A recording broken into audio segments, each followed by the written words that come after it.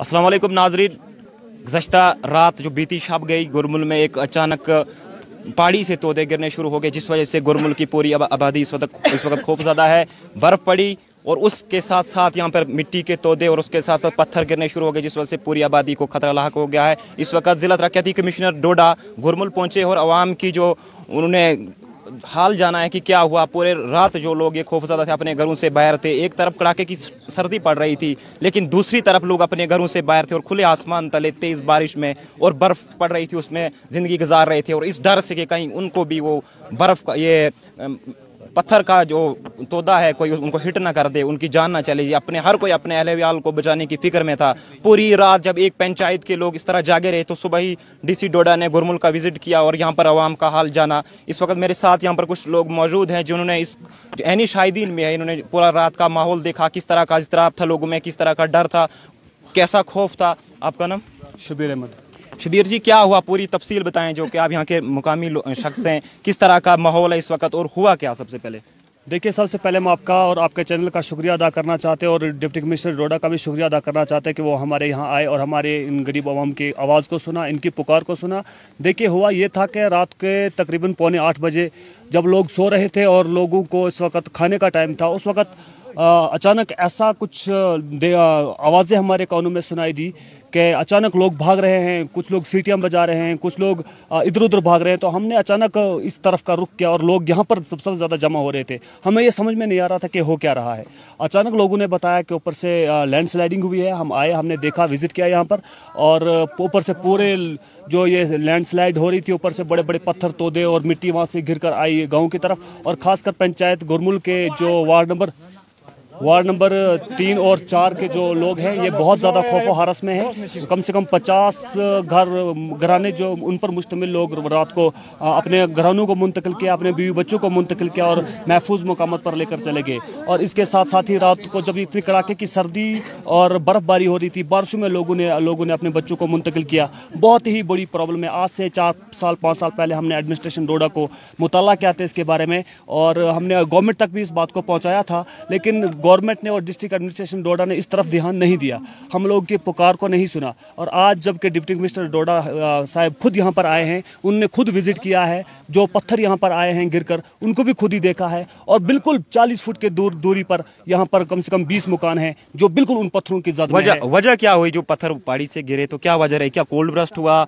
या कुछ ऐसा शदीद झटका हुआ या कोई ऐसी आवाज आई जिससे इस चीज का अभी तक कोई भी मालूमात नहीं हमें मिली है। लेकिन पूरा ऊपर वाला एरिया जो है, जिसको हम द्रावाड़ी के नाम से जानते हैं, मर्ग के नाम से जानते हैं, वो पूरा इस वक्त करेक है, वो उसमें बड़ी बड़ी दरारें आ चुकी हैं, वो गिरने ही वाला है। न जाने वो आज रात को गिरे, कल रात को गिरे। इस वजह से पूरे लोग जो हैं पंचायत गुरमुल के खौफ और हरस में पाए हुए हैं और वो अपने बच्चों को लेकर के टेंटू में बैठे हैं। कुछ लोग सेफ मुकामात पर पहुंच चुके हैं और इसलिए हम गुजारिश करेंगे एडमिनिस्ट्रेशन से कि वो इस तरफ ध्यान दें और गवर्नर साहब से भी हम ये गुजारिश करेंगे कि वो इस तरफ ध्यान दें और लोगों की मुश्किलातों का अजाला करें। मैं आपको ये बता दूं कि गुरमुल एक ऐसी जगह है जहां जनवरी के बाद दिसंबर से यानी यहाँ बर्फबारी शुरू हो जाती है और पहाड़ों पर मसलसल 4 से 5 महीने बर्फबारी रहती है। अप्रैल के महीने तक भी यहाँ बर्फ रहती है और ऐसे में जब 3 से 4 मीटर तक बर्फबारी यहाँ हो जाएगी और ऐसे में यहाँ से पत्थर गिरने शुरू हो जाएंगे, उस वक्त आवाम का क्या होगा और उस वक्त कैसे लोग अपने घरों से बाहर अपने बाल बच्चों को मुंतकिल करेंगे और एक ऐसी सेफ जगह पर ले जाएंगे। लेकिन इंतजामिया ने यहाँ पर आवाम को भरोसा दिलाया है कि हर मुमकिन जो आवाम की मदद की जाए, जो इसके जद में आए हुए हैं लोग। जो पत्थर एक सामने ये रिजर्वायर है जो गुरमुल को पानी सप्लाई करता है, उसमें आके रुक गया। अगर उससे 50 फीट की दूरी पर और नीचे चला जाता तो एक रिहायशी घर उसके जद में आ जाता और कई फैमिली भी दब जाती और एक बड़ा सानिया होने से बाल बच गया है। इसीलिए डिस्ट्रिक्ट डेवलपमेंट कमिश्नर डोडा ने गुरमुल का दौरा किया और आवाम का क्या मुतालबा रहेगा, ये तो डीसी साहब ने मौके का यहाँ पर दौरा किया। अब आपकी क्या मांग है, क्या ख्वाहिश, क्या चाहते हैं आपकी? लोगों को यहाँ से कोई परमानेंट मुंतकिल किया जाए या कोई ऐसे आर्जी तौर पर कोई रिहाइश दी जाए? देखिए, हम यही कहना चाहेंगे कि सबसे पहले हम यही बोलेंगे डिप्टी कमिश्नर डोडा से, एडमिनिस्ट्रेशन से, गवर्नर इंतजामिया से हम यही रिक्वेस्ट करेंगे कि टीम एक ऐसी कोई टीम तश्कील दी जाए जो यहाँ पर बराए वक्त वहाँ पर आकर मौका करे और मौके पे देखे कि यहाँ की कंडीशन क्या है और कंडीशन के मुताबिक जो रिपोर्ट दी जाएगी एडमिनिस्ट्रेशन को, गवर्नर इंतजामिया को जो रिपोर्ट दी जाएगी, और फिर गवर्नमेंट को इसके बारे में सोचना चाहिए कि हमें यहाँ के जो लोग इस वक्त मुश्किलात में फंसे हुए हैं इनको परमानेंट शिफ्ट किया जाए या फिर उनके बारे में। डीडीसी ने क्या भरोसा दिलाया आपको? देखो, डीडीसी ने हमको यही भरोसा दिलाया कि हम आपकी बात को ऊपर तक पहुँचाएंगे तो फिर जो भी ऊपर से फैसला आएगा तो उस पर हम तब तक क्या हिफाजती इकदाम किए गए हैं? तब अब हिफाजती इंतजाम यही है कि जो हमारे इस वक्त डिप्टी कमिश्नर साहब यहाँ पर पहुंचे हैं, वो जो हमारे लिए जो फैसला करेंगे तो हमें वो मंजूर होगा और इंशाल्लाह वो हमारे हक में होगा। कितनी फैमिली इस वक्त जो अब इस तरह में घरों से बाहर हैं? कम से कम 40 से 50 फैमिली इस वक्त है जो अपने घरों से बाहर हैं, जो लोगों के घरों में महफूज मकामात पर मुंतकिल हो चुके हैं। वो एडमिनिस्ट्रेशन से मांग करते हैं कि हमारे लिए कोई हल ढूंढना जाए। तो 100 से 50 घरों पर मुश्तमिल कम से कम 200 बंदे इस वक्त बेघर हो चुके हैं। बर्फबारी की कितनी यहाँ पर कितने इंचेस बर्फबारी है और दर्जा हरारत कितना है इस वक्त यहाँ पर? देखिए यहाँ पे इस वक्त 5 से 7 डिग्री सेल्सियस से मनफी है और यहाँ पर रात को सिर्फ 1 घंटे बर्फबारी हुई है। 1 घंटे में 8-9 इंच बर्फ पड़ी है यहाँ पर। अगर मजीद बर्फबारी होती है तो कितने देर तक लोग बाहर रह पाएंगे? अब देखिए ये तो एडमिनिस्ट्रेशन को सोचना चाहिए कि कितनी अब बर्फबारी जब मनफी 6-7 डिग्री सेल्सियस होगा, आगे और बढ़ने का इम्कान है। और क्या बोलते हैं, कम से कम 20 डिग्री मनफी डिग्री सेल्सियस यहाँ पे जाता है। तो आपको देखना चाहिए कि यहाँ के लोग कैसे रह पाएंगे इस सर्दी में, इस जाड़े की सर्दी में। शुक्रिया। ये थे गुरमुल के मकामी बाशिंदे जिन्होंने बताया कि यहाँ पर बर्फबारी बहुत ज़्यादा होती है और इस वजह से लोगों को मुस्तकबिल के लिए खतरा ज़्यादा रहता है, क्योंकि जब बर्फबारी हो जाएगी इंतज़ामिया की रीच यहाँ से मुंतका हो जाएगी, बिजली सड़क तमाम राब्ते मुनक़ता हो जाएंगे। तो उस ऐसे में अवाम को खुद पर ही कुछ करना होगा।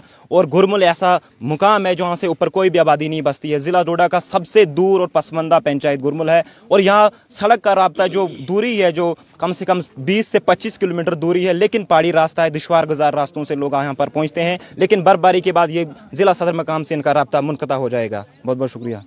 क्या वजह हुई, क्या हुआ है? जी, आप जानते हैं कि एक हमारे ज़िले का बहुत ही दूर दराज का एक एरिया है जो कास्तीगढ़ जो है वो ब्लॉक में आता है। आप देख रहे हैं गुरमुल और यहाँ से भी आगे जो है वो दंदन के लिए जो रोड जाती है। तो सुबह जो है वो आज मुझे तकरीबन 3 बजे 4 बजे के आसपास इंफॉर्मेशन मिली कि बहुत भारी मात्रा में जो है वो बड़े बड़े पत्थर स्टोन जो है वो शूटिंग स्टोन्स यहाँ पे बड़े बड़े आए हैं। तो सुबह से ही एडमिनिस्ट्रेशन को मोबिलाइज़ कर दिया गया। सुबह 4 बजे से लेकर जो है वो एडमिनिस्ट्रेटिव मशीनरी को मोबिलाइज़ कर दिया गया और इसी के चलते एक हमारी जो है वो एक्टिव ड्रिल भी जो है वो डोडा में हुई, जिसमें सारे इंजीनियरिंग डिपार्टमेंट्स को एक्टिवेट कर दिया गया। हालांकि उनकी वहाँ पे रोल अभी फिलहाल नहीं था, लेकिन एक प्रिपेयर्डनेस भी हो उसके लिए भी उनको मोबिलाइज़ कर दिया गया।